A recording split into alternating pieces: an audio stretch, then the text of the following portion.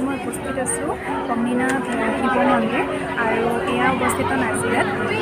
ইমান এটা ধুনীয়া পৰিৱেশ মই আপোনালোকক দেখুৱাবলৈ লৈছোঁ। যদি আপোনালোকে ভাল পায় তেতিয়াহ'লে আপোনালোকৰ যদি যিখিনি আপোনালোকৰ দুখ আছে বা আপোনালোকৰ যিখিনি এতিয়ালৈকে সফল হোৱা নাই সেইখিনি আপোনালোকৰ মানে মনোকামনাখিনি পূৰণ হ'বৰ কাৰণে ইয়াত এখন শৰাই যদি আপোনালোকে দিব পাৰে তেতিয়াহ'লে আপোনালোকৰ সেই আশা পূৰণ হোৱাৰ এটা ইয়াত মানে মানুহে বিশ্বাস কৰে আৰু তেনেকৈ হৈছেও, বহুত সফলো হৈছে আৰু বহুত দূৰ দূৰণিৰ পৰা আহি ইয়াতে ভক্তবৃন্দ আহি পেলাই ইয়াতে শৰাই আগবঢ়াইছে। বিশেষকৈ আজি মই লগ পাইছিলোঁ এগৰাকী ভক্তক আৰু তেওঁ আহিছে মঙলদৈৰ পৰা। চাওকচোন ইমান দূৰৰ পৰা আহিছে।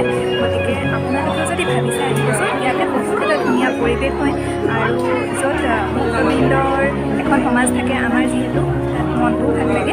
গতিকে আহিবচোন আপোনালোক।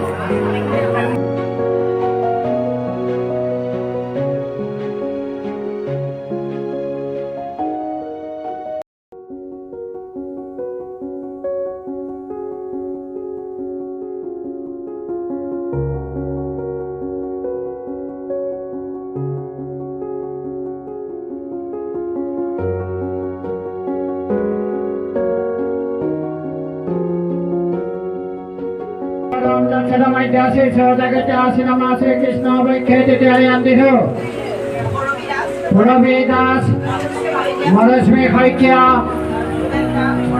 Lumen Bara,